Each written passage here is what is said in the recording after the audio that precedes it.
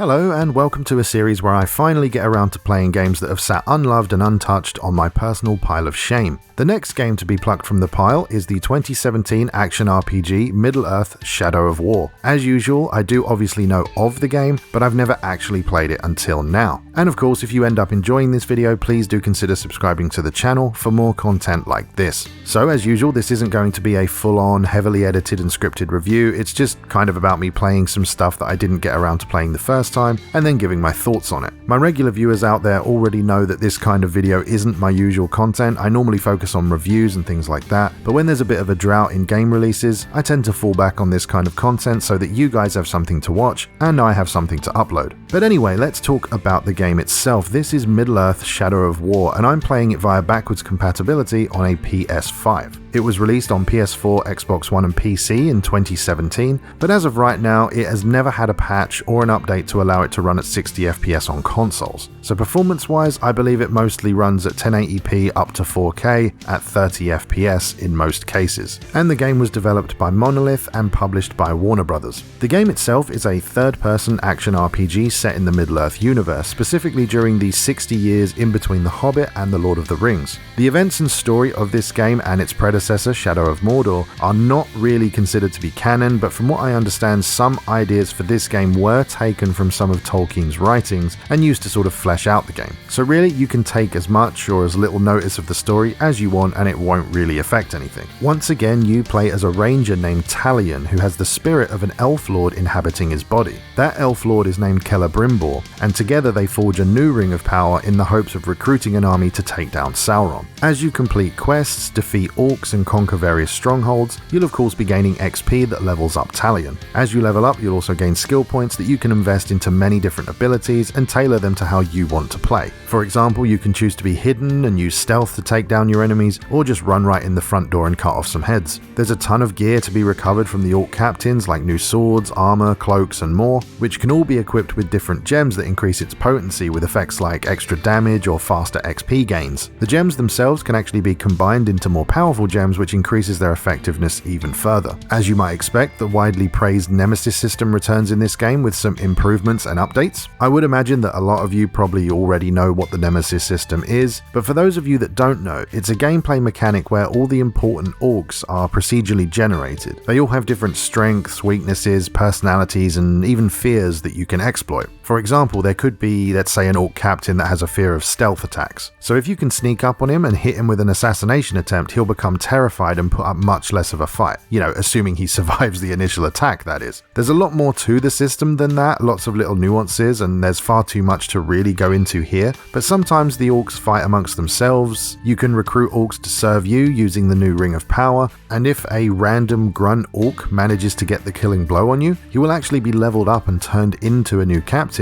who will remember what he did to you. Some orcs can survive what looks like a clean kill and ambush you later on in the game, taunting you about how you failed to finish them off and how they're now stronger than ever. I actually had the same orc return I think 3 times, and each time he had more metal bits kind of grafted onto his skin and had one arm replaced with some kind of weird prosthetic. He was also pretty angry about the whole thing, which I guess is fair. But I think I did manage to beat him in the end after a long fight, and I think I've put him down for good, but you never really know. The game world that you explore isn't really an open world, even though it may look like one. It's more like a set of large open areas that are connected via loading screens. Each area is honestly pretty large and has a lot of things to do in it. There's some small side quests where you play as Celebrimbor, and these basically work like combat challenges. They have a main objective and also some sub-objectives that will net you some bonus rewards. Occasionally you'll see some memories of Shelob, which task you with rotating shards of a picture in order to reform it. These give you a brief insight into Shelob's story and also reward you with a skill point. There's also some lost words for you to find across each open area, which you'll need to put into a poem that will open a hidden room and reward you with some gear. There is obviously quite a bit more to the game, but as I said, this isn't exactly a review. I just wanted to give you an idea of the game before I gave my thoughts on it. So, in the interest of time, let's move on to my personal opinions on what I've experienced so far.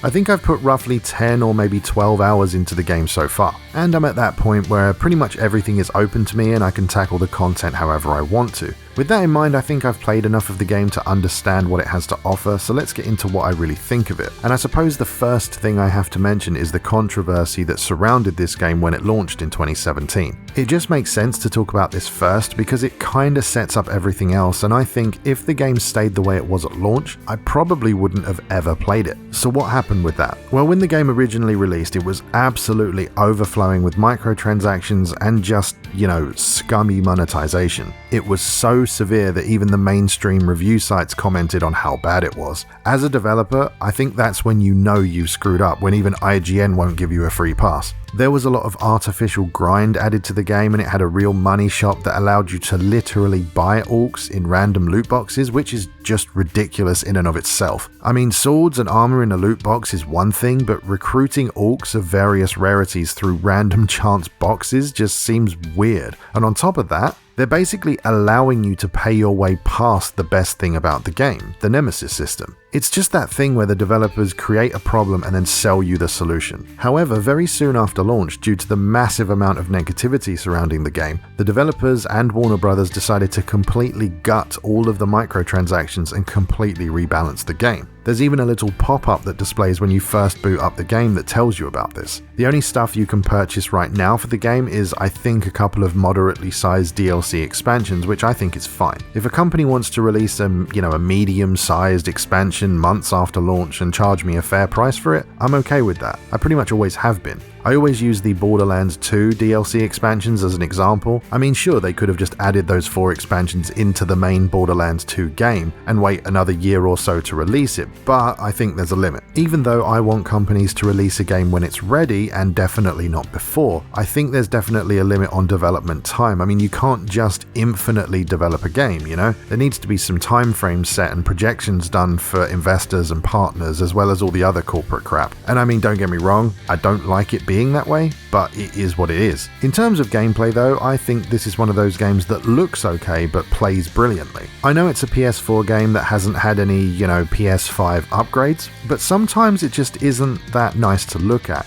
It's not bad, but I think the visual quality is nowhere near as good as the gameplay quality. If someone was to ask me how it plays, I would say it's like a mix of Assassin's Creed in terms of stealth, movement, and the open world stuff, and then the combat plays virtually the same as the Batman Arkham games or Mad Max from 2015. Where you attack with one button most of the time and then tap another button to counter an incoming attack, while mixing in some other special abilities that counter specific enemies. It's not surprising really when you consider that the Middle-earth games, the Batman Arkham games, and Mad Max were all published by Warner Brothers. Speaking of the combat, the vast majority of the time it's really quite fun, but on rare occasions it gets a bit annoying. I would say that dying in this game is just kind of part of it, honestly. Mainly because it moves time along, orcs get promoted and the power struggle going on in the background shifts. It also feeds into other parts of the Nemesis system and helps you create rivals and things like that, so I don't really mind dying. Sometimes though, it just feels like no matter how hard you try, a certain orc is going to kill you and there's not really anything you can do about it. 98% of the time I can handle the fights absolutely fine playing on normal difficulty. I mean, some are a bit touch and go, sure, but for the most part I do pretty well. Then that 2% of the time a certain orc will just seem unbeatable, and not because he's of a higher level or has some skills that are difficult to overcome, but because the game kind of makes you lose. It's really hard to explain this, and it's something you can only really feel from actually playing the game, but you're in a battle and you're doing well, and then the game decides this guy's gonna kill you, so the orc goes to do some attacks and you press the dodge button or the counter button or whatever the case may be, and the game just basically ignores your input and he smacks you in the face anyway. It's such a weird thing because you really do feel like the game is trying to get you killed because of the Nemesis system. Don't get me wrong though, it is a rare thing, but it has happened a few times, and a friend of mine who's playing the game as well said the exact same thing. It'd be interesting to know if any of you have ever noticed that in this game, so let me know in the comments if you can. And of course, it's probably quite obvious to say I like the Nemesis system itself, and I'm just so glad that I didn't interact with this game during its early days because it probably would have ruined it completely. I won't go into every detail of the system as I said earlier, but I do really like it and the way it works to build relationships between Talion and the orcs that you fight against. It's a very clever system, and I'm actually quite surprised that no game up till now has really had anything similar. I don't know how many of you are aware of this, but I believe that Warner Brothers have trademarked the system and basically anything remotely similar as well, so I guess we won't see another game with this kind of thing for a long time, if ever. But perhaps Warner Brothers were just going to license the system out to other companies, or maybe they just wanted to protect the system and sit on it like Smaug on his pile of gold. I don't know, but either way, I guess it makes good business sense to do it, but it really sucks for the players. I also quite like the gear system in Shadow of War, mainly because it's a bit closer to my personal preferred style of progression in games. For example, I absolutely love the Souls games like Demon Souls, Dark Souls, Bloodborne, all that kind of stuff. But I actually prefer the loot system from Nioh and Nioh 2. It's not that I find one bad and one good, because trust me, I absolutely love all the games I just mentioned, but I just personally find it really enjoyable to just pick up a ton of loot and look through what I got and just sort it all out. I don't know why, I just really enjoy it. I guess some people might find it a little bit tedious, but I personally find it therapeutic. This game is closer to Nioh than it is to Souls with the loot system, so that kind of helped me get invested in it. And again, that's not to say the Souls way of doing it is bad, far from it. It's actually incredible and works way better for that series, but I don't know, I just love collecting loot in games and sifting through it. Maybe I'm just a bit weird, I don't know.